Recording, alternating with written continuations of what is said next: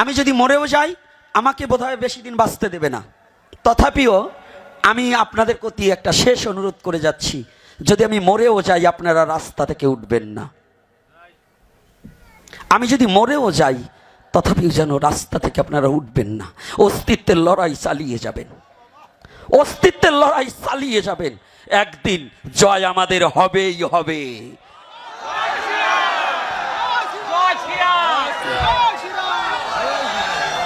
জয় আমাদের হবেই হবে। নির্ভয় থাকুন,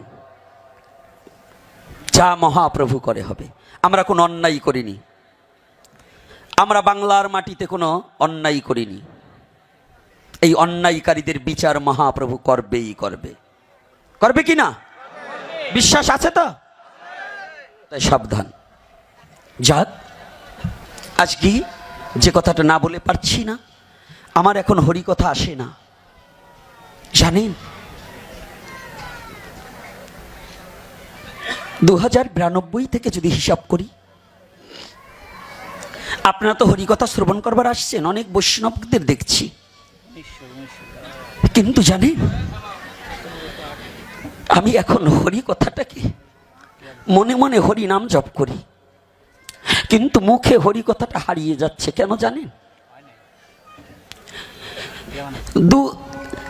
এই 1992 সালে ভোলা ডিস্ট্রিক্টে যখন একটা 8 বছরের মেয়েকে জনিদার কেটে ধর্ষণ করেছিল, এটা যারা অবগত আছেন তারা জানবেন।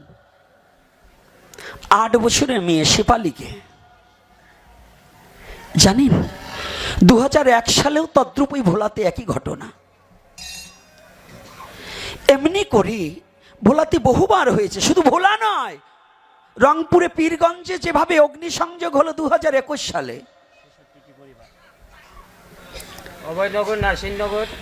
অভয়নগরে ইচ্ছাকৃত পুড়িয়ে দিলেন, নাছিননগরে হলেন, নানুয়া দিঘির পারে হলেন, আপনার এই যে কুমিল্লা, ওইটা জায়গার নাম কি যেন আমি ভুলে গেলাম জায়গাটা, ওই যেখানে রাধা গোবিন্দনাথের জন্মস্থান তার পাশেই, ওখানেও হলেন। এতগুলো জায়গায় এত অত্যাচার হলেন, বাংলাদেশের কোনো সরকার আমাদের কোনো একটা বিচার করেনি, কোনো বিচার করেনি।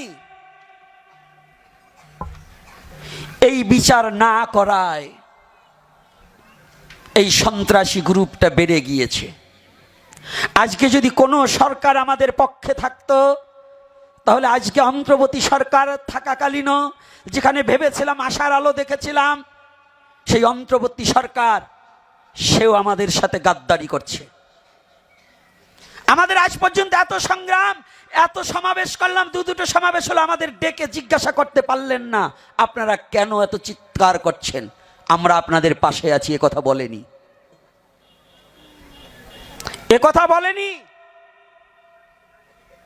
এতগুলো অত্যাচার হচ্ছে সনাতনীর প্রতি, কোন সমন্বয়ক আমাদেরকে ডেকে বলেনি, জিজ্ঞাসা করেনি। এরা আরো বরঞ্চ কোন কোন বড় রাজনৈতিক দলভুক্ত ব্যক্তিগুলো আরো সনাতনীদের উপর দোষ চাপিয়ে দেওয়া হচ্ছে। সনাতনীদের বিভক্ত করার জন্য ইসকন আলাদা করছে, গৌরী মঠ আলাদা করছে, সাধারণদের আলাদা করছে, পাবলিসিটি আলাদা করছে। কিন্তু আমরা তা নই, ইসকন আমাদের ছাড়া নয়। আমি যদিও ইসকনের দীক্ষিত না হই, ইসকন আমার সনাতনী। শুধু সনাতনী নয়, ইসকনের মতপথ আমার বাঙালির মতপথ। কারণ বাঙালির ঘরে জন্ম আমার শ্রীকৃষ্ণ চৈতন্য মহাপ্রভু, সেটা বাংলার সিলেটে জন্ম, বাংলার সিলেটে জন্ম। আর সেই সিলেটের মহাপ্রভুর আদর্শটাই পালন করছে কারা? ইসকন। তাহলে ইসকন বাইরের কোনো ধর্ম নয়, সেটা কি? সনাতনী।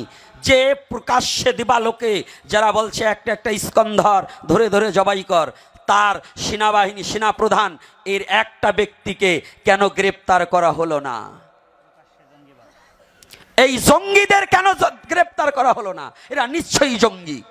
জঙ্গি না হলে পরে এরা কখনোই প্রকাশ্যে দিবালোকে বলতে পারে না। তাহলে কি সেনাবাহিনী জঙ্গিদের কাছে জিম্মি হয়ে গেছে?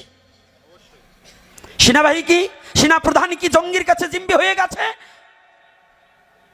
যদি জিম্মি না হয়ে থাকে তাহলে কেন হেফাজতের নামে তারা, আমি মনে করি হেফাজতের কোনো মুসলমান এহেন কাজ করতে পারে না, কারণ তারা কোরআন পড়ে, তারা হাদিস পড়ে। কোনো কোরআন হাদিসে এরকম লেখা থাকতে পারে না একটা জাতির প্রতি এইভাবে নির্যাতন শুরু করো। সেটা একটা ধর্মগ্রন্থ, নিশ্চয়ই প্রত্যেকটা ধর্মের ধর্মগ্রন্থ পবিত্র, এবং পবিত্র ধর্মগ্রন্থে সব লেখা থাকতে পারে না। আমার এটা বিশ্বাস, কোনো ধর্মপ্রাণ মুসলমান কখনোই এহেন কাজ করতে পারে না।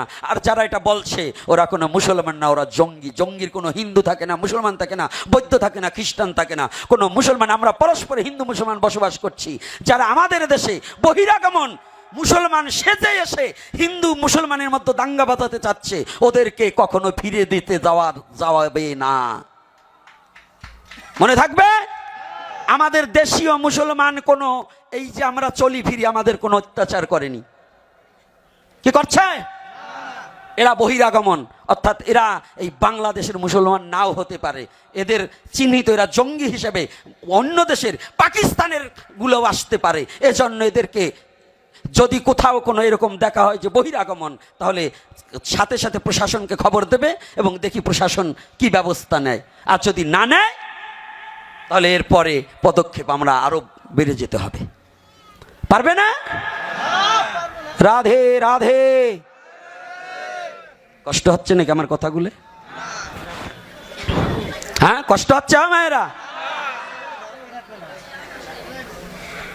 আর কষ্ট হলেও কিছু করবার নেই, তবু বলছি আর দীর্ঘায়ী করব না, কারণ অতি দীর্ঘায়ী করা যাবে না। তবে যেটুকু আমার বাকি আছে ওইখানে একটু যাই, কারণ আমার এই সংবাদগুলো আবার একটু জানা বোঝার প্রয়োজন আছে। তো আমি জাতির স্বার্থে, সমাজের স্বার্থে, ধর্মের স্বার্থে আমার এই কথাগুলো একটু জানা বোঝার প্রয়োজন আছে কি না বাবা? আর আপনারাও অ্যালার্ট থাকবেন, যার যা আছে, আর নামযজ্ঞ করবেন।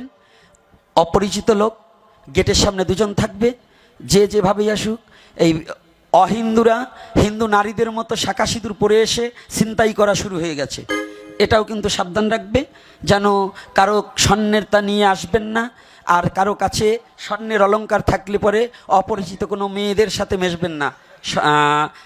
বিশেষ করে আমাদের মায়েরা বেশিরভাগ হচ্ছে আত্মীয় পাতানো লোক, তো গ্রাম্য মেয়েরা, এই আত্মীয় টাত্মীয় পাতাবেন না। এটা পরে বলছি, আগে আমাদেরটা বলে নেই। এই দোষ 1 পাত 3 পাত 7 পাত দেখফানে পরে।